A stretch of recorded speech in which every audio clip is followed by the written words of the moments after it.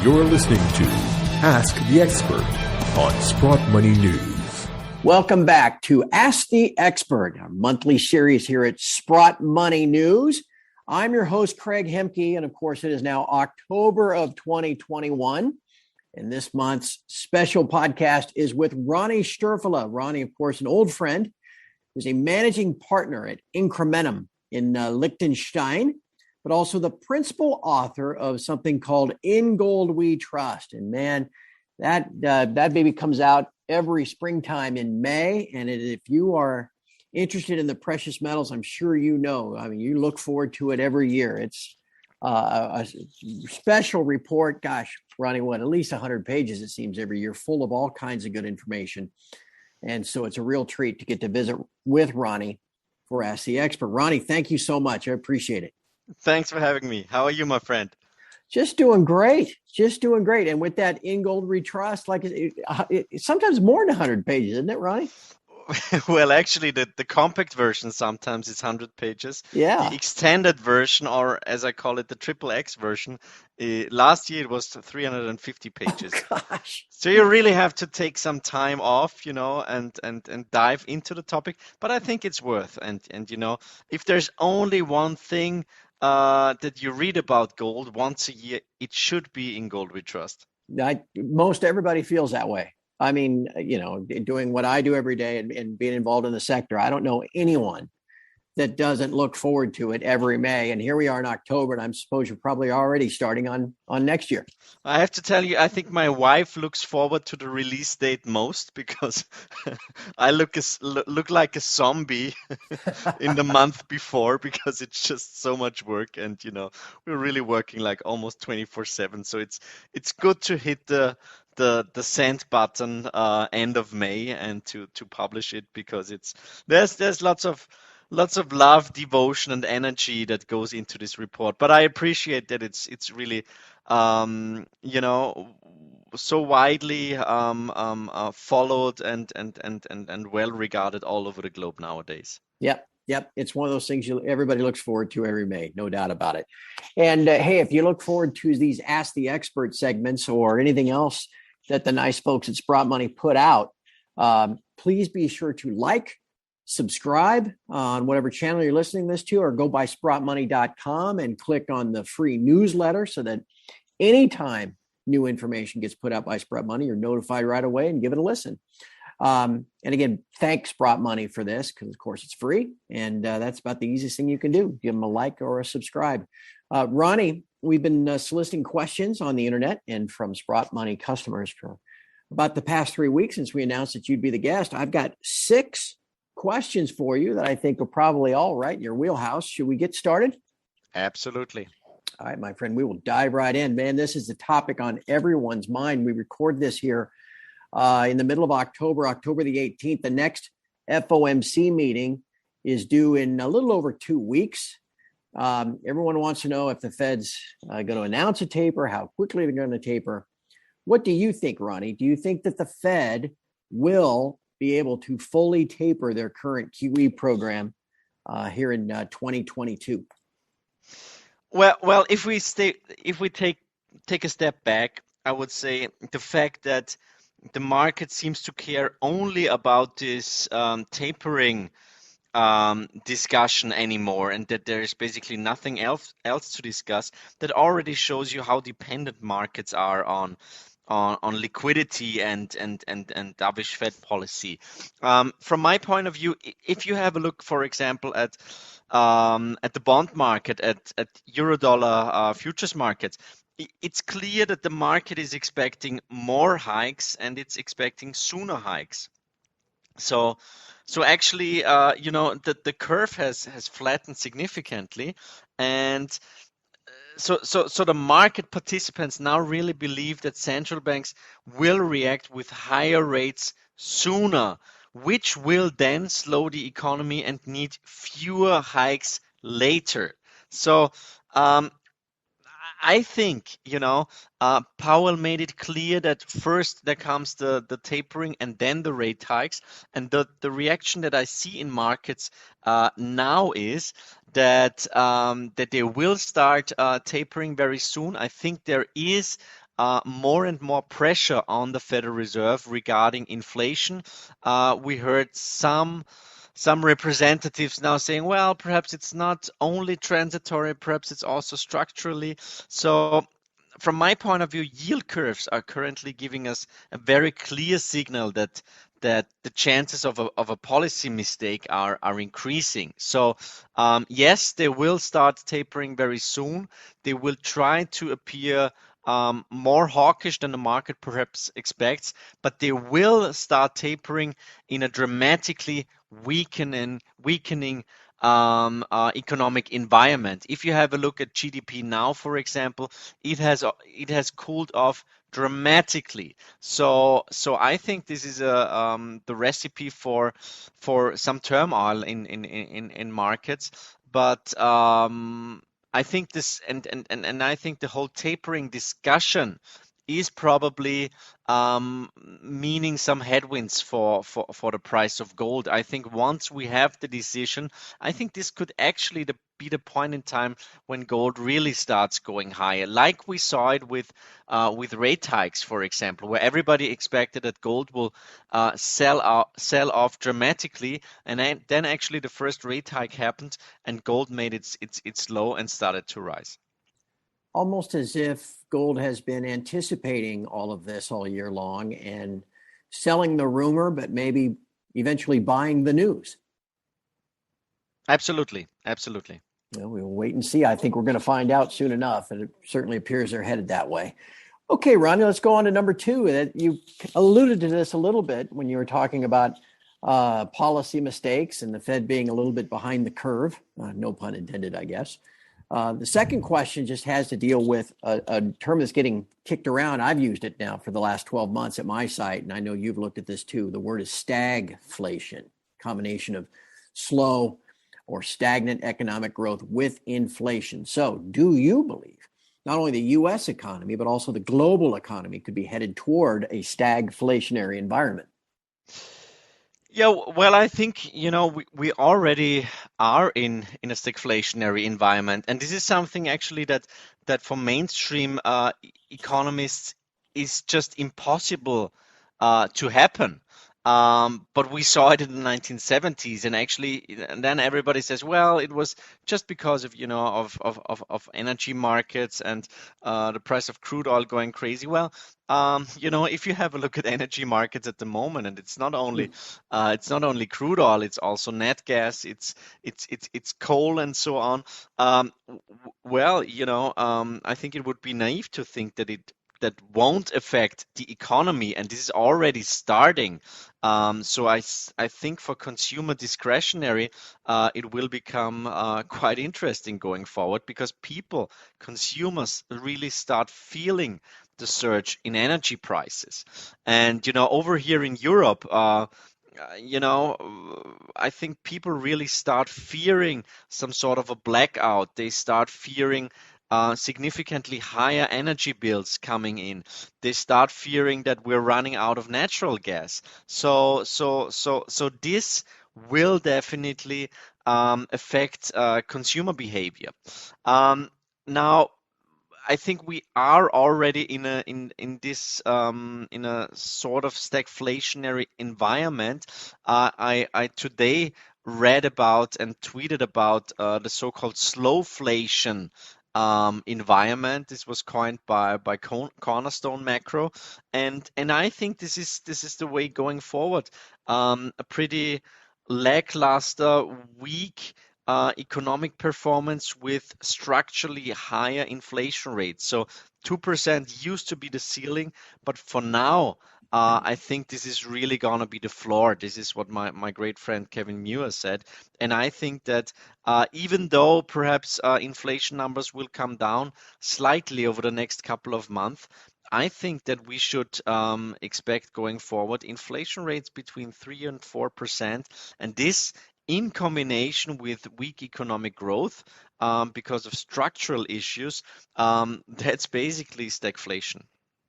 Yeah, no doubt.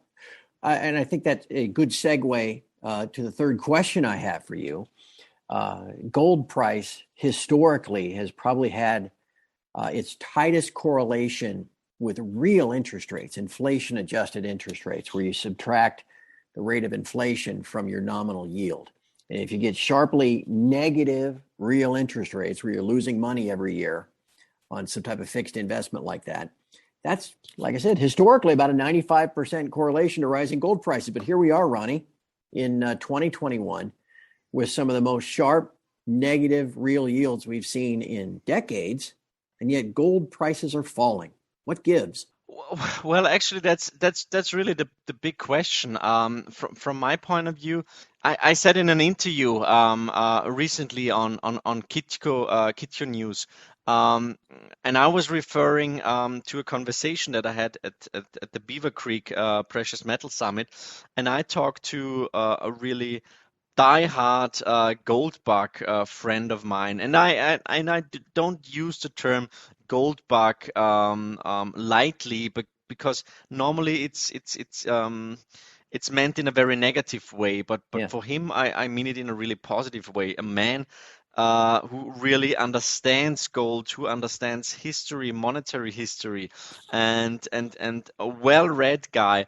So he asked me, Ronnie, where do you see gold going forward? And I said, well, I can see gold going to new all-time highs in the next couple of months. And he replied, no way, gold is dead.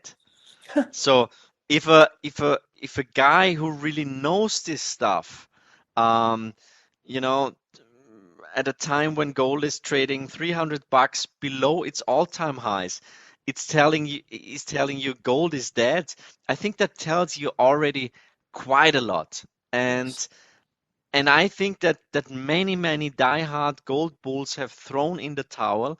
I think we're seeing very, very negative sentiment, and nobody really knows what what happened, because you mentioned this divergence between the price of gold and real rates, and I have to say I don't understand gold all the time, and I think at the moment it's really tough to explain the movements.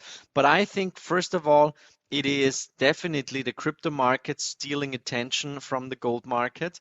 I don't think it's really investment flows. It's primarily really attention coming from the media, because gold at the moment is the most boring thing.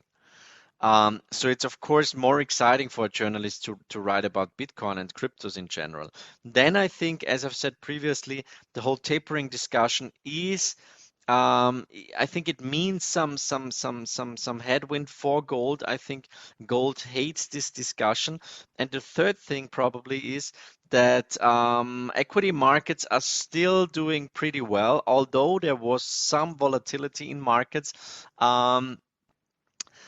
Recently, but still we are only slightly below all-time high. So I think that's really what's putting pressure on the price of gold.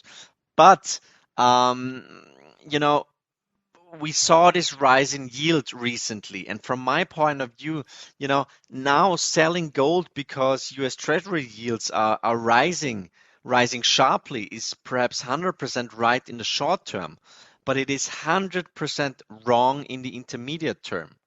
So we all know that the government's true interest expense is, I think, as my friend Luke Groman said, it's 115% of tax receipts, and rising rates drive interest expense up and tax receipts down. So, going forward, I think we simply cannot afford higher, and we cannot afford positive real rates. And we really crunched the numbers, Craig. Negative real rates, this is really the foundation of every gold bull market, and that Yep. makes me actually pretty relaxed. So I think we should really see it as a buying opportunity. And I can tell you the sentiment in the market. I told you about my friend saying gold is dead. I think the sentiment is a great entry point. Yeah. A lot of folks have pointed out the similarities between this current period and the decade of the 70s, where the shackles came off in 71. And you had that rally into 75 from $35 to 200, but then the pullback to 100 that preceded the move to 900. And it was that pullback from 200 to 100 that really shook a lot of people out. Absolutely. Absolutely. All right, Ronnie, we are halfway done. So we're going to round the turn and head toward home now. A lot of folks think of, I mean, you and I know gold as a monetary metal and actually a currency in part of the Forex markets. But a lot of folks think of it as a commodity. Certainly very few people think of silver as a monetary metal anymore. They think of it as a commodity. So now here we stand, the Bloomberg spot commodity index making new all-time highs, exceeding 2008 and 2011. So we're new all-time highs. Is this either the start or an extension of a new bull market in commodities in general? Well, it's a question of at what index you're actually looking at. If you look at the Bloomberg Commodity Index, the BCom, for example, it has made its all-time highs at 230, I think, in 2008, and now we're trading at 103. So it really depends on the index that you're following. From my point of view, on an inflation-adjusted basis, commodities are dirt cheap. I know that recent market moves were spectacular. I mean, not only in the energy market, but also obviously in some agricultural commodities. Copper is still looking very strong. Nickel. We're seeing uranium finally moving. We're really happy as we're running one uranium fund. So yeah, that's very exciting. What's going on in this market? But I think it is really a bull market that nobody is really participating in. And if I talk to institutional players, well, most of them are not really able or are not really allowed to invest in commodities at all. And I don't know what's the situation in the US, but over here in Europe, everybody is going crazy about ESG, and it seems that there's no other topic nowadays than climate change. And commodities are by most of the institutional players over here, and I have to say, I think there's definitely less history and affinity for investing in the commodity space over here compared to Australia and Northern America. So if you mention commodities, that's most of the time something negative, something dirty, and most of those peoples that have got such a negative opinion on commodity markets, I just ask them, well, did you ever visit a gold mine? Did you ever go underground in a silver mine? Did you ever visit a copper project? No, you didn't. Well, I did. I saw plenty of projects, and I have to tell you, well, those are pretty clean industrial businesses, and actually everything that is around us, that's a commodity, and we will need it if we want to progress. So of course there was quite some stellar markets movements, but I think that the big institutional money has not participated at all in this move. So I think we should buy the dips in this bull market. It is starting now. I think it is a move from financial assets into real asset. We don't see it only in the commodity space. We also see it obviously in real estate markets going crazy. We're seeing it in the art market. We're also seeing it in the cryptocurrency space. So it is, as my countryman Ludwig von Mises called it, it is the beginning of a cracker boom that we are experiencing now.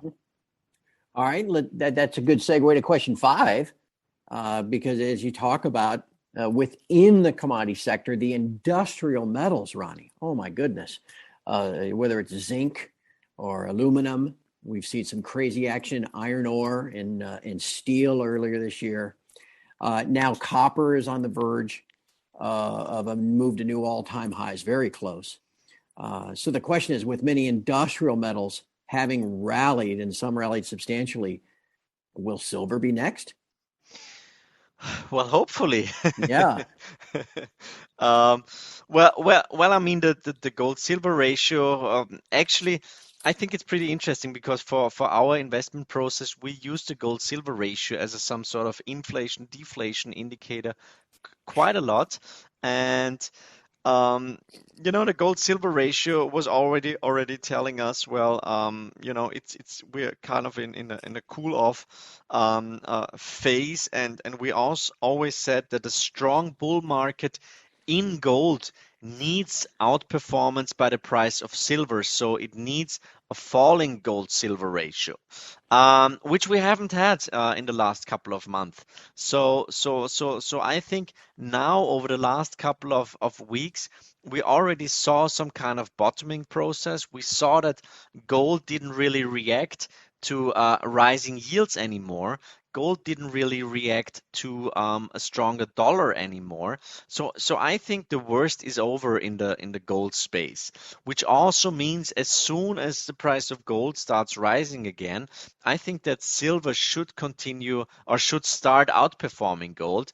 I don't really see a big divergence between those two metals, but as we've seen it already last year, I mean, gold was up last year. I think it was up 24% Yeah. in dollar terms. In euro terms, it was a little bit less, but on the other hand, we had a significant performance in 2019. Well, silver was up 47% in dollar terms last year, and only 35% in euro terms. So a pretty stellar performance. And since the beginning of the year, in dollar terms, silver is down 11%. So well, if you take a step back and say, well, in US dollar terms, silver was up 15% in 2019. It was up 48% in 2020. Now it's down 11% since the beginning of the year. That's kind of okay, I would say. It's taking a breather. But I think, with the supply demand picture that is emerging, and we described these long-term developments in our last In Gold We Trust report, where we again had a special chapter on silver. I think this could really become the decade of silver. And you can make a fundamental case for silver, Mhm. also because of the whole demand coming from I would say the green industries. But I also think, as a levered play on gold, I think, there's plenty of reasons to buy silver at the moment, and chart wise, I think we have seen the lows. Now trading at around 23. I think that's a pretty nice setup. It's not 100% convincing yet, but I think if gold does what I expect over the next couple of weeks, I think that silver should again start outperforming gold. All right. And Ronnie, just one last question. This one has to do with central bank digital currencies. Man, this is becoming all the rage. It seems like there's more headlines by the week. You've got the People's Bank of China working on theirs. The Bank of International Settlements is always talking about this. Even the Fed now has got kind of a research paper that we're expecting anytime. What do you think of central bank digital currencies, and what are they? Are they the next phase of the war on cash? What do you think about them? Well, I don't want I have to use proper language, uh, but I think it's got nothing to do with Bitcoin, obviously, which is people always try to frame gold and Bitcoin as enemies, and I say, well, they're both answers and solutions against problems, and those problems arise from our fiat money system. So CBDCs definitely use this whole momentum that we're seeing in the cryptocurrency space, but it is probably, I would say, it's right the opposite of what the inventors of Bitcoin had in mind. And I think, going forward, they would probably bring an end to physical cash. They would eliminate all monetary privacy. They would probably destroy the traditional banking system.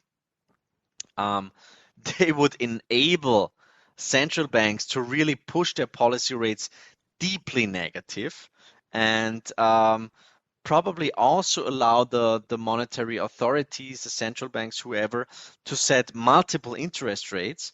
And it could be used as for the means of helicopter transfers. So as soon as the economy is doing worse, well, I put some money on the Fed wallet of Ronnie or of Craig, and he has to spend this money in the next couple of weeks, otherwise it will be worthless. Yeah. So I think they really try to fine-tune it, to fine-tune the economic cycle to prevent any recession. Well, from my point of view, a recession is something normal, something healthy in an economic cycle. But we all know that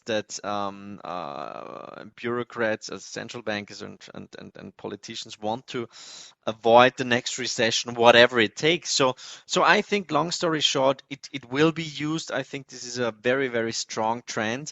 We're seeing that central banks all over the globe are putting out research papers in favor of CBDCs, and they come up with kind of weird reasoning from my point of view, but it's gonna happen. It's gonna happen, and I think the last year definitely, basically made an even stronger case for central banks to introduce CBDCs. And as I've said, I think they will use it primarily to really fine-tune the economy, and to avoid even the slightest downturn of economic growth. You would think unlimited fiat creation that way. Well, that's kind of, I guess, almost like an oxymoron, fiat digital currency. But if they're going to go that route, you sure would think that would make your physical gold, your physical silver more valuable. Absolutely. I mean, it's I think we should not underestimate the creativity of central bankers and bureaucrats when the watch hits the fan. So I think this might be another way to even prolong this whole monetary mess that we are in. It's a pretty desperate move already. It's if George Orwell would still be alive, he would probably be shocked. But yeah, it is what it is, and we have to make the best out of it. Yeah. Maybe he wouldn't be so shocked. He'd just go, oh, okay, I can see this coming. They're following the playbook. Right, exactly. Hey, and again, let's follow the Sprott Money playbook for a second. Everybody here, if you've enjoyed this content, if you enjoy all the other content that Sprott Money puts out, please be sure to keep them in mind. The next time you're looking to buy some physical metal, maybe looking for a place to store physical metal, sprottmoney.com is where you want to go. And if you want to actually talk to a helpful person on the other end of a phone line, you can pick up the phone as well, 888-861-0775, and give them a call. They'll be happy to help you with all of your precious metal needs. Again, we've been speaking with Ronnie Stöferle, Managing Partner, Incrementum AG in Liechtenstein, also the principal author of the In Gold We Trust report. The report for 2021 was, again, a fantastic work of art, and we look forward to the one in 2022, Ronnie. So you go keep your nose to grindstone and get working on it.